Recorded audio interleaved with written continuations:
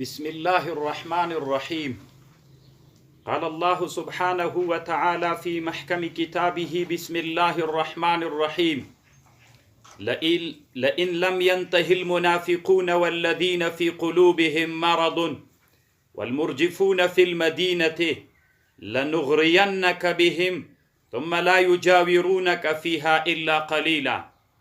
ملعونين أينما ثقفوا أخذوا وقتلوا تقتيلا سنة الله في الذين خلوا من قبل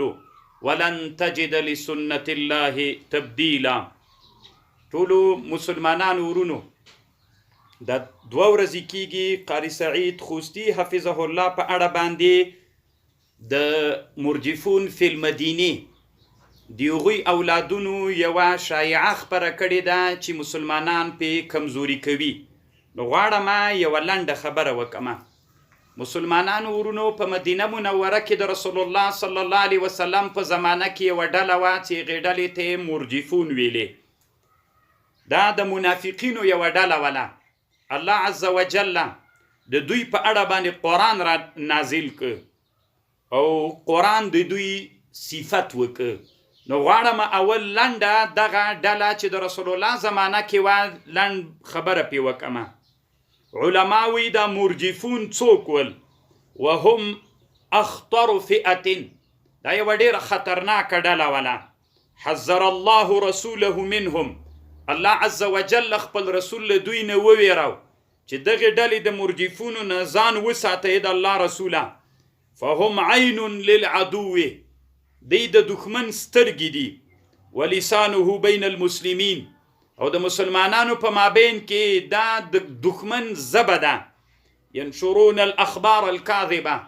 د دروغو خبرونه نشر کوي. هر وخت کې د دوی دا عادت ته چې کله مسلمانانو ته الله عز وجل یوه خوشحالي راولي نو دوی د مسلمانانو په مابین کې یو دروغ خبر نشر کی. الشائعات المغرضه، هغه شایعات چې د دوی غرض وي، د دوی کوم غرض پکې نغښتلی وي چې هغه د مسلمانانو کمزوري کول، د مسلمانانو شرمول، د اسلام د دین په ضد باندې چې کومه دسیسه لري هغه خپره کي. والوقائع الباطله والاراجیف المصطنعه، هغه دروغ چې دوی له ځانه جوړ کړي، مخکې پلانونه ورته جوړ کړي وي چې خلک پې مشغول کی په دې باندې. یو څو ورځې دا خلک په دې دروغو باندې مشغول کی، دا چې بیا ورکه سي بله را پیدا کی. د دوی ټول عمر همدا عادت ده چې یوه راپورته کی بیا په هغې باندې مسلمانانو یا ټول خلک مشغول کی، بیا هغه چې غلی سي بیا بله را پیدا کی. ویفسدون علیهم حیاتهم، او چې د مسلمانانو ژوند پې باندې فاسد کی، د مسلمانانو روحیه پې باندې کمزوري کی، او هغه پټ شیان چې د دوی په مابین کې دي، په زړونو کې دي، هغه راښکاره کی، او د مسلمانانو دپاره پټې دسیسې جوړې کی. ویعملون علی اضعاف معنویاتهم، د مسلمانانو کوم معنویات چې دي هغه کمزوري کی. حتی خپلو مسلمانانو ته داسې په خیال کې ورواچئ چې مسلمانانو ورونو تاسې په منځ کې داسې کسان سته د مسلمانانو معنویات کمزوري کی. ومن هؤلاء تهب ریح خبیثه، د دغه مرجفونو د منافقینو د طرف نه یو داسې هوا راخپره سي علی المجتمع الاسلامي، په هغه مجتمع اسلامي باندې د مسلمانانو چې کومه لویه ډله ده، په هغوی باندې یو باد، یو خبیث خبر راخپور سي. هغه باد چې د هغې په وجه باندې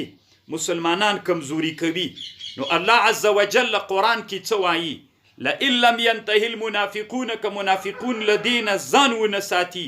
والذین فی قلوبهم مرض والمرجفون فی المدینه لنغرینک بهم، الله وی دغه منافقینو باندې به زه تا مسلط کم. ثم لا یجاورونک فیها الا قلیلا، بیا به تا سره په مدینه کې نسی اوسېدلی، وبه تښتېږي. لکه نن چې موږ وینو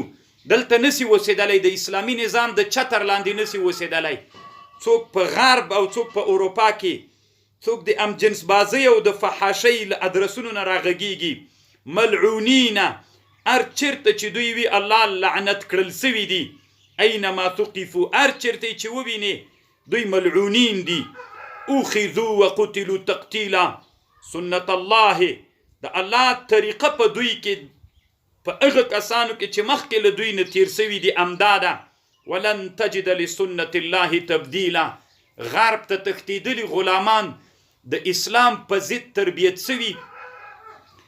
د خبریالانو یا د هغه خلک چې د اسلام په ضد خپرونې کوي هېڅکله په دې باندې د مونږ عزمونه نسي خرابولی د مونږه د اسلام معنویات نسي ټیټولی مونږ له مبارزین نسي ستړي کولی ټولو مبارزینو ورونو نه مې دا غوښتنه ده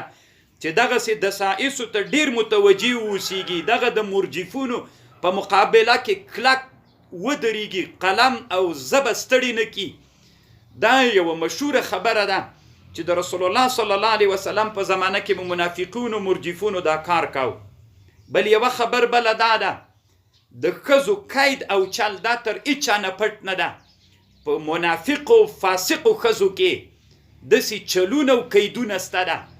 علما په کتابونو کې لیکي و یو وخت کې یو سړی و واده یې درلوده ښځه یې وه د ښځې منافقه چلبازه ښځه وه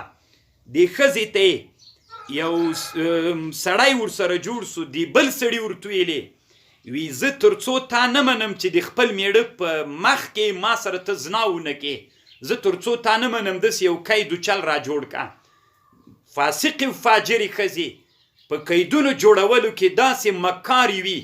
داسې زړه او فریبونه کوي نو دا ښځه راغلله خپل میړه سره کور کې ناسته ده او په کور کې یوه دنه د خرما ونه وله نو دا ښځې میړه ته ویلې وي زه به نن د خرما ونې ته وخیزم دا تازه خرما به زه راوشکوم پاس چې ونې ته وختله نو په ونه کې خرما راشکولې چې کته یې راوکتل په زړه سوله ولې زاړې میړه ورته ویلې وي تا سره دا ښځه کټ کې څوک ناسته ده هغې ورته ویلې لیونۍ مه کېږه ما سره هېڅوک هم نسته ده زه تنا ناسته یم تنا ناست یم هېڅ ښځه نسته وي نه بس هغه د ته ورسره لګیا یې معامله ورسره کوې زنا ورسره کوې هغې ورته ویلې ته ځان نه ساده مه جوړوه ته راکته څه کمه ده ښځه نو ښځه زاړي په ونه کې بالاخره راکته سوله چې هېڅ چیشي هم نسته ده نو میړه ورته ویلې زه تا خو خرما راونه شکوله خرما ته دې زړه سوی زه به ور وخېزم دې ونې ته نو دا ښځه کېناستله په کټ کې دا سړی ونې ته وخته چونکې دا ونه اوږده ونه وه د خرما جګه ونه وه دا میړه چې سر ته وخته د ښځې سړي سره تیاره وعده کړې وله نو سړي ته ویلې راسه نو ښځه ورته څملاستله سړي زنا ورسره شروع کړله چې سړي له پاسه راوکتل یو ور یې وخندل وی ولې خاندې وی تا په سترګو کې څه مشکل نه و دې ونې په سر کې څه خبره سته زه چې دا ونې ته اوس راوختلم هغه د تا سره یو سړی لګیا د زنا در سره کوي نو بس ته نه یې ملامته ښځې دې ونې کې څه کمال سره دا ونه لکه سې ساحره سوې ده نو چې زنا یې ورسره وکړل هغه تر څو خرماوې راشکولې سړی لاړو د هغه ارمان یې پوره کړ میړه یې وغولو چل یې ورسره وکړ نو مسلمانانو ورونو د دې ښځو په فریبونو بیا د کافران چې ورسره سي مرجفون فی المدینه ورسره سي منافقون ورسره سي هر وخت کې چې مسلمانانو ته یو د خوشحالۍ خبر راسي کله د امریکایانو د ماتې ورځ لمانځل کېږي په هغه شپه باندې دغه منافقون و مرجفون د مدینې د هغې اولادونه د عبدالله ابن ابی ملګري بیا د مسلمانانو په منځ کې خبر خپور کړي نو ټول امت مسلمه مسلمانانو نه غوښتنه کوم قاری سعید خوستی د نږدې نه پیژنم یو عالم مسلمان ښه سړی ده نو دا چې یوه ښځه راځي او د دې سره نکاح کوي هغه هم تقریبا دا قصه یې داسې ده چې یو قسم یعنې دې ته مجبور کړل سوی ده ملګرو سره یې مشورې کړي دي بالاخره دا نکاح سوې ده نو څه خبرو چې د کفر داسې دسیسې وی حضرت موسی علیه السلام تقریر کوي یو ورځ قارون علیه اللعنه هغه ښځه ورته راپورته کړې تقریر په منځ کې غږ ورباندې وکړي تا له ما سره زنا کړې نعوذ بالله بالاخره هغه دسیسه افشا سوله داسې په سلګونو په زرګونو موږ داسې مسائل لرو چې الله عز وجل د خپلو مصلحو خو خلکو دپاره داسې دسیسې جوړې کړي نو مسلمانانو ممو معنویات کمزوري کوئ د منافقینو دغه دسیسه چې قرآن کې سورة الاحزاب کې شپیتم او یو شپیتم و دو شپیتم و دری شپیتم آیات ته دغه باندې د تفسیرونه وګورئ هېڅکله په داسې خبرو د موږ معنویات نه ستړي کېږي نه ټیټېږي انشاءالله نور بم دې ته متوجه کیږو چې د منافقینو په مقابل کې کلک بلاک او کلک عزم ونیسو. عین امغه منافقین دوی د قرآن څه وی لنغرینک بهم، دغه منافقینو باندې چې دلته 200 ټلویزیون خبریالان ورته جوړ کړي ول، دې باندې به زه تا مسلط کوم. لنغرینک بهم، په دغه خبریالانو په دغه فاحشانو باندې به زه تا مسلط کوم. څنګه په مسلط کړل؟ ثم لا یجاورونک فیها، بیا به په دغه کابل کې دوی له تاسو سره نسی اوسېدلی الا قلیلا، مګر لږ. ټول وتښتېدل، غرب ته ورغلل همغلته. ملعونین، هلته چې ملعونین دي، ځکه ام جنس بازانو د فاحشانو د لوچکۍ په هغه کې دوی راځي، نو دوی خو زنا او فحاشي او ام جنسګرۍ هېڅ عیب نه بلي، نو بیا موږ ته چې شته دا نارې راوهي.